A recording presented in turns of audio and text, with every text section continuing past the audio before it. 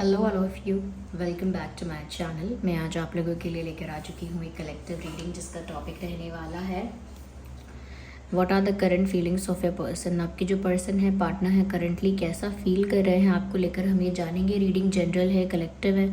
हो सकता है कि आपके सिचुएशन के साथ एक्यूरेटली रेजोनेट करे, हो सकता है ना करे, तो ओपन माइंडेड होकर सुनिएगा और ज़बरदस्ती अपने आप को रीडिंग में फिट इन मत कीजिएगा। जितना रेजोनेट होता है उतना ही एक्सेप्ट करें and leave the rest. Reading सभी ज़ोडिएक साइंस के लिए है, हर उम्र के व्यक्ति के लिए है, टाइमलेस है। आप जब भी इस वीडियो तक पहुंचेंगे, आप जब भी इस वीडियो को देख रहे हैं, यह आपके साथ तभी रेजोनेट करेगा, फिर चाहे आप इस वीडियो तक कितने भी समय बाद क्यों ना पहुंचे हों। चलिए देखते हैं कि करंटली आपके पर्सन कैसा फील कर रहे हैं आपको लेकर। Let's have the first card. High priestess पहला कार्ड आया है और दूसरा कार्ड है यहाँ पे 9 of swords and then we have the hermit.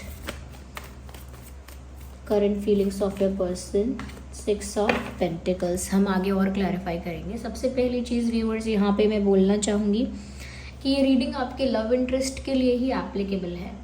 यानी जिसको आप प्यार करते हैं, जिसके साथ आपका एक इमोशनल अटैचमेंट है, कनेक्शन है, रिलेशनशिप है, या एक्स पार्टनर है, अगर ये या आपका क्रश है तो भी रीडिंग अप्लाई हो जाएगी, लेकिन लव इंटरेस्ट होना चाहिए। उनकी करंट फीलिंग्स हम देख रहे हैं। सबसे पहली चीज़ व्यूअर्स यहाँ पर ये कि अगर एक बात पर फोकस करें हम मेनली, तो मुझे लगता है कि करेंटली इनकी लाइफ में और इनके अंदर साइलेंस बहुत ज़्यादा है। आई कैन सी कि यहाँ पर साइलेंस बहुत ज़्यादा है और साइलेंस इस तरह का है कि वो साइलेंट ट्रीटमेंट भी हो सकता है, साइलेंट ट्रीटमेंट, या फिर वो सच में किसी बात से इतना स्ट्रेस होना, इतना एंजाइटी डिप्रेशन होना कि इंसान ने सच में बात करना कम कर दिया है। ये किसी बात का डर है, किसी बात की चिंता है, इस वजह से ये इंसान कुछ बोल नहीं रहा है, बस सोचे जा रहा है। यानी सोचने में तो समय जा रहा है, लेकिन ये इंसान ना बात नहीं कर रहे हैं। आप दोनों के बीच मुझे एक साइलेंस नज़र आ रहा है यहाँ पे, और इसके भी चांसेस हैं कि शायद आप लोगों के बीच नो कांटेक्ट सिचुएशन हो सकता है। कुछ लोगों के बीच, सबके लिए मैसेज नहीं है नो कांटेक्ट वाला। नो कांटेक्ट हो सकता है कुछ लोगों के लिए, और कुछ लोगों के लिए लगता है यहाँ पर साइलेंस बहुत ज़्यादा है। तो करेंटली ना आपके पर्सन चुप हैं, कुछ कहना नहीं चाहते हैं, कुछ बोलना, बताना, एक्सप्लेन करना, क्लैरिफाई करना, जस्टिफाई करना, कन्फेस करना नहीं चाहते हैं।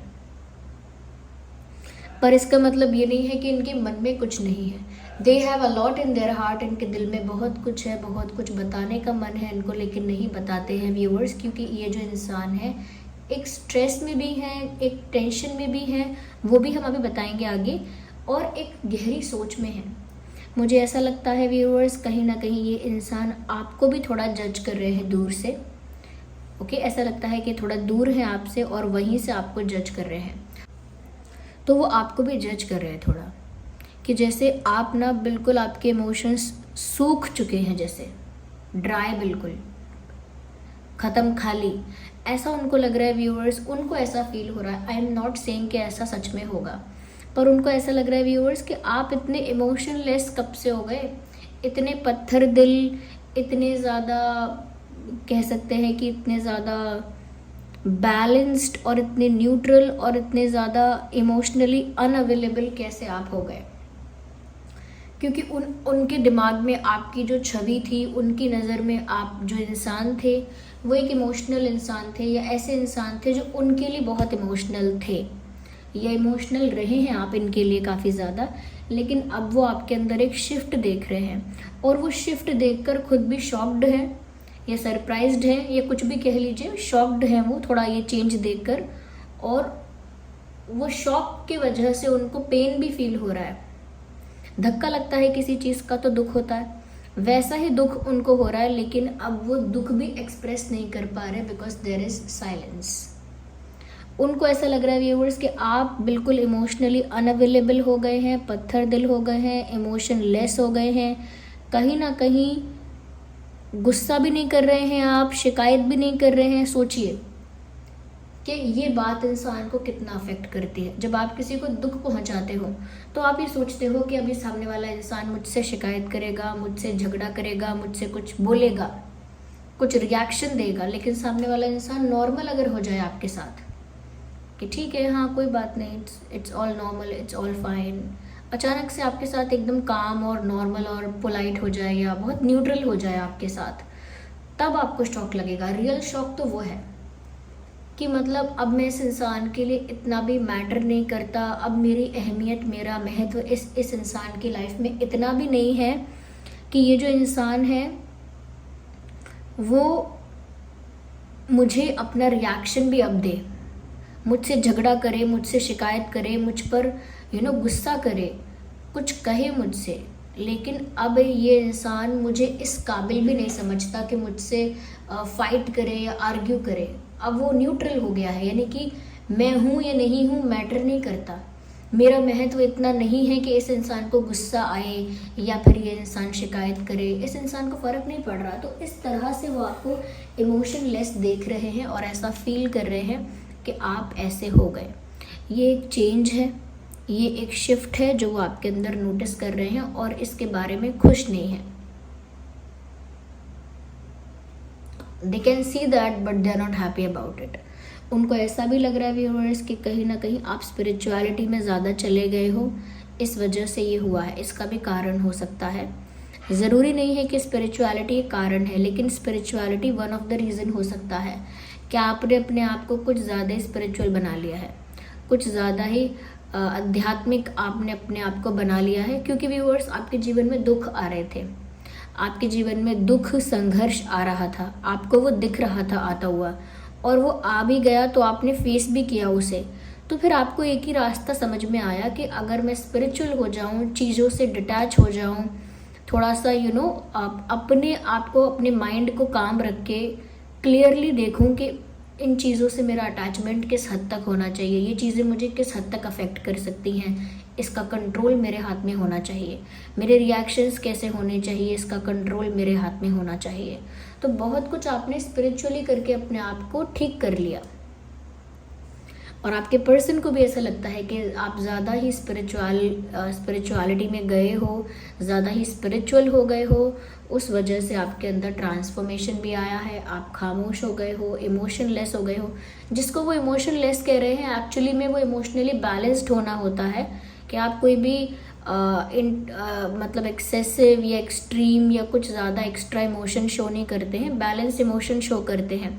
लेकिन इनको एक्सपेक्टेशन थी कि आप लड़ाई झगड़ा करेंगे, सवाल जवाब करेंगे, वो नहीं हुआ, तो वो भी नहीं हुआ, वो झगड़ा भी नहीं हुआ। ये बात भी उनको बहुत चुभती है जब हम किसी से कहते हैं कि आप हमें सुना लो, हमें सुनाओ, हमसे लड़ाई करो, हमें डांटो, कुछ भी कहो आप, लेकिन कुछ बोलो, ऐसे बिहेव मत करो, ऐसे बिहेव मत करो जैसे आपको कोई फ़र्क नहीं पड़ता है। लिटरली आपने वैसे ही बिहेव किया है। ओके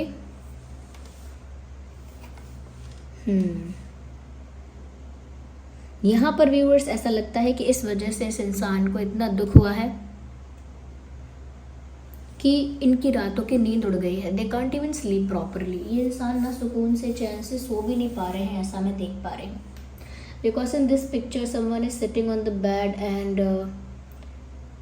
होल्डिंग देयर हेड, अपना सर पकड़ के कोई बिस्तर पे बैठा हुआ है, जैसे उसका सर बहुत हैवी हो रहा है, उसे हेडेक हो रहा है, बहुत हैवी फील हो रहा है, और उसको सुकून नहीं है, चैन नहीं है कि वो सो जाए, शांति से सो जाए, इतना भी रिलैक्स नहीं है वो इंसान। तो वो आपके पर्सन है व्यूअर्स, इतना ज़्यादा उनका मन जो है करेंटली बहुत विचलित है, बहुत विचलित है। उनकी एनर्जी फ्लक्चुएट कर रही है, एक सेकंड में एक्सट्रीम हो जाती है, एक सेकंड में बहुत लो हो जाती है, बहुत ज़्यादा फ्लक्चुएशन उनकी एनर्जी में हो रहा है।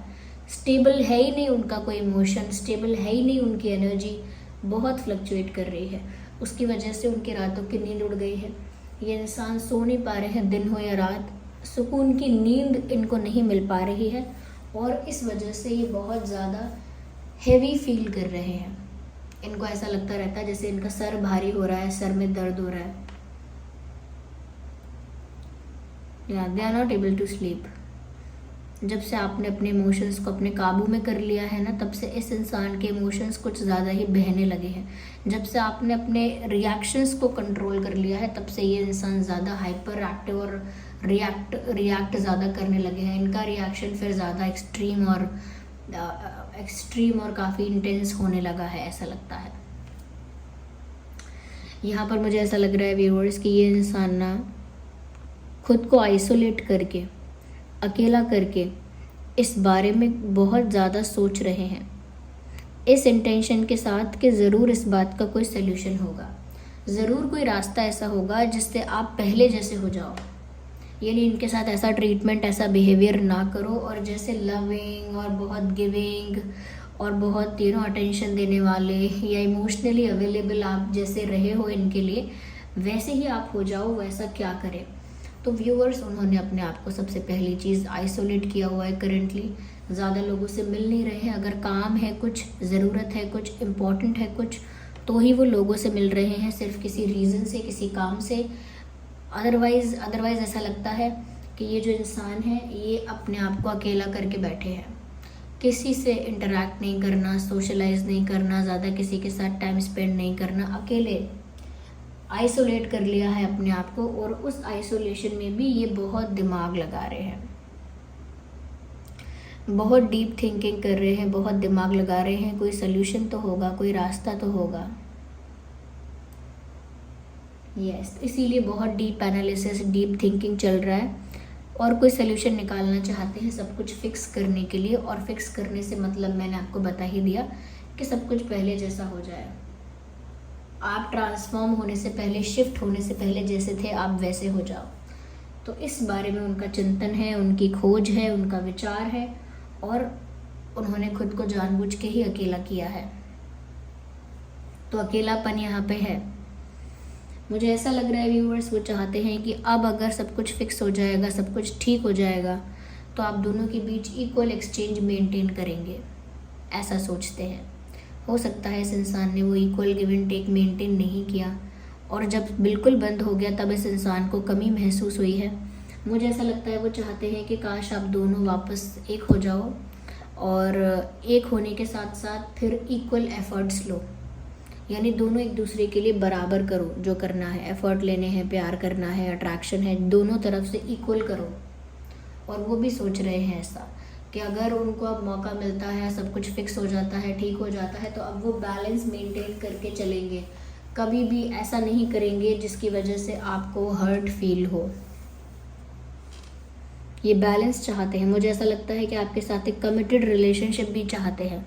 ऐसा भी सोच रहे हैं कि अब अगर ये प्रॉब्लम सॉल्व हो गई तो फिर मैं कमिटमेंट ऑफर कर दूंगा, फिर मैं कमिटमेंट मांगूंगा या कमिटमेंट दूंगा या दूंगी, ऐसा कुछ।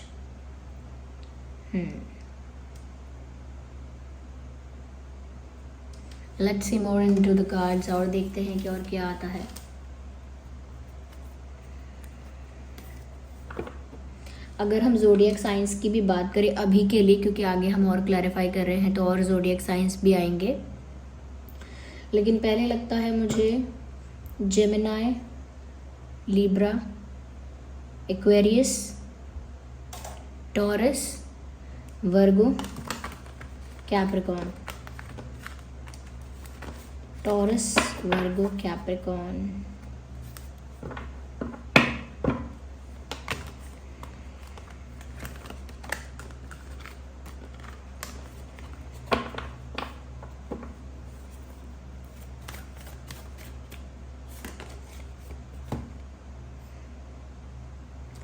मुझे ऐसा लगता है व्यूअर्स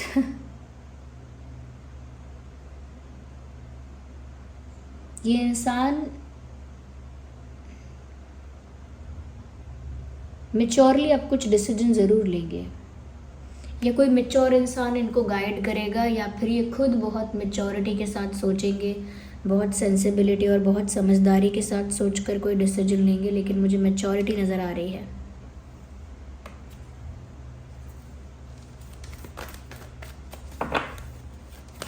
कोई डिसीजन लेंगे मेच्योरिटी से। व्यूअर्स, वो बहुत परेशान हैं क्योंकि उनको आपके साथ यूनियन ही चाहिए।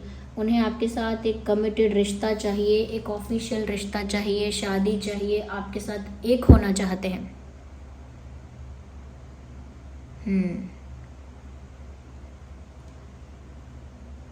एक होना चाहते हैं। 4 ऑफ वैंड्स का कार्ड है, आपके साथ यूनियन चाहते हैं, आपके साथ शादी के बारे में सोच रहे हैं, लेकिन दुखी भी हैं कि ये सब होगा कैसे। सोच तो लिया मैंने, सपने तो सजा लिए, लेकिन ये होगा कैसे। मैंने डे ड्रीमिंग तो कर ली इस बारे में, लेकिन ये होगा कैसे। लेकिन ये कोई मैच्योर डिसीजन लेने वाले हैं, और वो मैच्योर डिसीजन कोई शादी से रिलेटेड या कमिटमेंट से रिलेटेड या लॉन्ग टर्म रिश्ते से रिलेटेड हो सकता है। इसके बहुत ज़्यादा चांसेस हैं।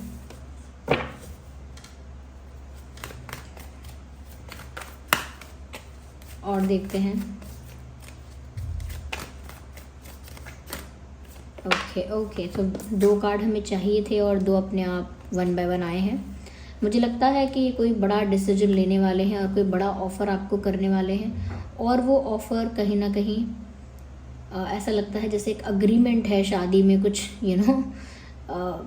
जैसे एक हो रहे हैं 2 लोग, एक बंधन में बंध रहे हैं, या it is not agreement, it is बंधन। तो मुझे लगता है एक बड़ा फ़ैसला लेने वाले हैं वो, और या फिर एक बड़ा फ़ैसला लेने के बारे में सोच रहे हैं, जिसमें 2 लोग एक बंधन में बंध जाते हैं। ऐसा कोई बड़ा ऑफ़र आपको देने के बारे में सोच रहे हैं, ऐसा कोई बड़ा डिसीजन लेने के बारे में सोच रहे हैं, जहाँ पर वो आपको ऑफ़र दें और आपके साथ एक बंधन में बंध जाएं। मुझे ऐसा लगता है व्यूअर्स यहाँ पर कहीं ना कहीं, क्योंकि अकेले में ये बहुत ज़्यादा आपके बारे में सोच रहे हैं, तो सोचते सोचते उनकी सोच वहाँ तक पहुँची है कि आप किसी और के ना हो जाओ। मीनवाइल आप किसी और के ना हो जाओ। वो सोचें, डिसीजन लें, कुछ ऑफ़र करें, तब तक ऐसा ना हो कि सच में आप किसी और को चूज़ कर लो या कोई और आपकी लाइफ में आ जाए। कहीं ना कहीं व्यूअर्स वो आपको लेकर पॉजेसिव बहुत हो रहे हैं, और अगर ऑलरेडी आपके आसपास कोई है, आपके क्लोज़ कोई अगर दूसरा इंसान है या कोई दूसरा ऑप्शन आपके पास है, तो ये उस बात को सोचकर ऑलरेडी बहुत जेलस है। इफ़ दे नो कि कोई और है व्यूअर्स जो आपका इंतज़ार कर रहा है या आपको इम्प्रेस करेगा, आपको अप्रोच करेगा या करेगी, तो व्यूअर्स इस बात को सोच कर वो बहुत ज़्यादा अपना सुख चैन खो चुके या खो चुकी, और बहुत ज़्यादा पॉजेसिव, बहुत ज़्यादा जेलस फील कर रहे हैं ऑलरेडी, क्योंकि ये इंसान ना व्यूअर्स आपको लेकर सच में बहुत पॉजेसिव है। ये इतना भी पसंद नहीं करेंगी कि कोई नज़र भी डाले आप पे उस इंटेंशन से, कोई उस इंटेंशन से आपको देखे भी, ये भी उनको अच्छा नहीं लगेगा। तो ये कहीं ना कहीं आपको लेकर बहुत प्रोटेक्टिव, पॉजेसिव, और कहीं ना कहीं अगर कोई और भी है तो जेलस है। यस, क्योंकि ये आपको अपने पास ही रखना चाहते हैं। और ज़ोडिएक साइंस जो यहाँ पर हमने देखे हैं वो है Aries, Leo, Sagittarius. Yes, so Aries, Leo, Sagittarius, Gemini, Libra, Aquarius, Gemini, Libra, Aquarius and taurus, Virgo, Capricorn, ये साइंस है। आपका और उनका डेट ऑफ बर्थ हो सकता है 2/12/22, 5/15/25, 4/14/24, 8/18/28, 9/19/29, 9/19/29. We have 4/4 and 9/9. Interesting. 9/19/29 and 6/16/26, 1/11/21/31. ये कुछ डेट्स हो सकते हैं जिसमें आपका या उनका जन्मदिन हो सकता है। आइए देखते हैं व्यूअर्स यहाँ पर कुछ हैंड रिटन मैसेजेस कि वो आपसे क्या कहना चाहते हैं।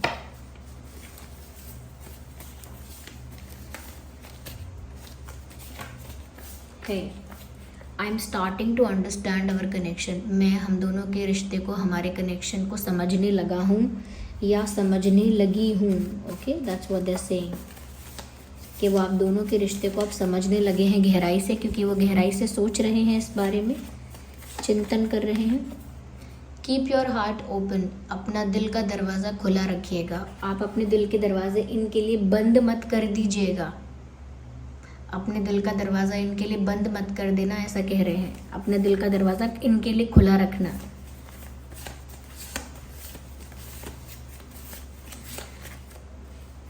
You are the star that I admire but so high that I can't reach.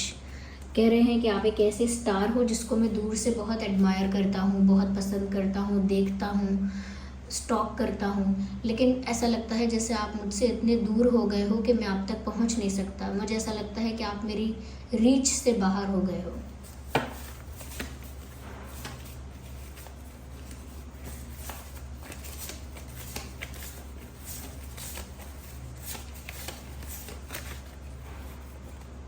I C my future with you. मैंने कहा ना इनका प्लान आपके साथ आगे का है, डे ड्रीमिंग कर रहे हैं, फ्यूचर को लेकर आपके साथ प्लान्स बना रहे हैं, आइडियाज़ आ रहे हैं आपके साथ फ्यूचर को लेकर। तो मैसेज है, शायद दिख ना रहा हो क्योंकि काफ़ी डार्क कार्ड है। तो आई सी माई फ्यूचर विद यू, ऐसा मैसेज है। So this was the reading. I hope ये रीडिंग आपके लिए हेल्पफुल और रिलेटेबल रही है। अगर इस वीडियो ने आपको थोड़ा भी गाइड किया है, हेल्प किया है, वीडियो को लाइक करें, कमेंट करें, शेयर करें, सब्सक्राइब करें, बेल आइकन को प्रेस करें। चलिए मिलते हैं अगली रीडिंग में, तब तक के लिए bye bye family, love you all, take care.